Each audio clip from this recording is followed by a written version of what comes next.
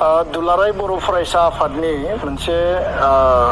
strong आरो special जे मोनसे हास्थायनाय आरो जे आपिल बे जाहैबाय जे 2020 सननि 27 जानुवारियाव जे बर' गोजोन गोरोबथा बिटिआर जि एकर्ड जादोंमोन एनडिएफबिनि मोनब्रै आफाद आरो लोगोसेनो दुलाराय बर' फरायसा आफाद आरो इउबिपिअ भारत सरकार आसाम सरकार जि मोनसे नेशनेल कमिटमेन्ट बे स्टेटनि कमिटमेन्ट आरो बे एकर्डनि उनाव एकर्डआव जिखिनि जोङो दफा मोनबाय बेखौ मावफुंनांगौनि गासैयाबो मोनसे सल रेसपन्सिबिलिटि दङ आरो बे रेसपन्सिबिलिटिखौ नोजोर बोनानै दुलाराय बर' फरायसा आफादा बिटिआरनि रायजो राजाफ्रा बर' हारिनि आफाद आरो गौथुम बा बयबो जेब्लाबो मोनसे मिजिं आरो आसा लानानै हाबा मावबोदों आरो हाबा मावलांदों दा बाथ्राया जाहैबाय जे 2020नि एकर्डनि उनाव बिटिसि जि मोनसे इलेक्सन जानानै थांबाय आरो बे इलेक्सननि उनाव इउपिपिएल आरो बिजेपिनि मोनसे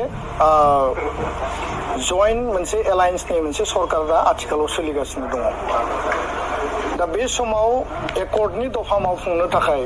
बिटिआरनि रायजो राजाफ्रा मोनसे मेन्डेट होदों आरो बे एलायन्सनि मोनसे सरकार बे सोलिदों दा दुलाराय बर' फरायसा आफादा दिनै फिन खेबसेबाव जोङो रिटारेट खालामो जोङो फिन खेबसेबाव गोसोखांहोफिनदों जे बिटिआरआव आथिखालाव इउपिपिएल बिजेपिनि जि सरकार दङ आरो अपोजिसन हिसाबै बिपिएफ हानजानि जायफोर एमसिएलए दङ गासै 40 जन इलेक्टेड एमसिएलए रुलिं आरो अपोजिसननि सा 6 बेयाव नमिनेटेड एमसिएलए दङ बयहाबो रेसपन्सिबिलिटि दङ बयहाबो दायित्व दङ बाथ्राया जाहैबाय जे 2003नि बिटिसि एकर्डनि उनाव 2005आव इलेक्सन जादों आरो बे इलेक्सननि उनाव संग्रामि नेता दैदेनगिरिफ्रानो सरकारखौ सालायफैदों सेम पेटार्नाव 2020नि एकर्डनि उनाव 2020आव जानाय बिटिआर इलेक्सनाव इउपिपिएल जाय बिथांमोना संग्रामि दैदेनगिरिमोन बिथांमोनानो दिनै बे सरकाराव रुलिंआव माने लिडारशिपखौ लानानै सामलायगासिनो दङ बिजेपिजों एलायन्स दा दुलाराय बर' फरायसा आफादा जिहेतु एकर्ड इमप्लिमेन्टेसना मोनसे पलिटिकेल पार्ट एकर्ड इमप्लिमेन्टेसना गभर्नमेन्ट टु गभर्नमेन्ट मोनसे पार्ट बिटिआर काउन्सिल आसाम सरकार भारत सरकार बे ट्राइ जंसन मोनसे जिहेतु पार्ट आरो फारसेथिं दुलाराय बर' फरायसा आफाद इउबिपिअआ सिगनेटरि स्टेक हल्डार हिसाबै जोङो बेखौ आपिल आरो दाबि होलांबाय थागोन दा बेखायनो जोंनि जि लुबैनाय आरो हास्थायनाया जाहैबाय 46 जि एमसिएलए दङ चिफ डेपुटि चिफ स्पिकार आरो इएम एमसिएलए गासैखौबो लाफानानै बिस्रा बयहाबो बिबान दङ जे एकर्डखौ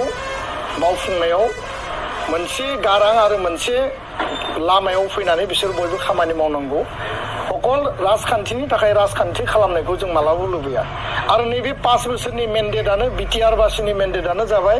एकर्ड इमप्लिमेन्टेसननि मेन्डेट सान्थि गायसननायनि मेन्डेट आरो रायजो राजानि जि हप्स एन्ड एसपिरेसन जि गांनाय उखैनाय आरो बिथांमोननि जि सिमांमोन बे जौगानायनि थाखाय गोरिब गुन्द्रानि जिखिनि जौगानायनि थाखाय बे जौगानायनि खामानिखौ बयबो मावनांगौ आरो बे बेलायाव आङो सानो जे रिजनेल जायफोर फर्सेस दङ इउपिपिएल जागोन बिपिएफ जागोन एलायन्सनि पार्टनार हिसाबै राष्ट्रीय दल दङ बिजेपि जाय जिरि थाया मानो बिथांमोना गासिबो बिटिआरनि बासिन्दा बिटिआरनि समस्तिनिफ्रायनो देरहानानै फैदों बयहाबो एकर्डनि सायाव ट्रास्ट आरो बिसासा थानांगौ एकर्डनि सायाव बयहाबो मोनसे अनसायनाय आरो हाबा मावनाया थानांगौ दा बेखायनो अपोजिसनाव दङब्लाबो बिपिएफनि एमसिएलए बिथांमोनाबो संग्रामि नेता जातीय सत्ता जातीय संग्रामजों फैनाय आरो दिनै बिथांमोना मोनसे आन्चलिक दल 2003नि उनाव 2005आव दानानै आन्चलिक राजनीतिक दलखौ सामलायदों इउपिपिएलआव जायफोर दङ बिथांमोनाबो दिनै जातीय सत्ता जातीय आन्दोलन आरो संग्रामनि गेजेरजों फैनाय आरो बे हिसाबैनो बिथांमोनाबो मोनसे हानजा आन्चलिक हानजा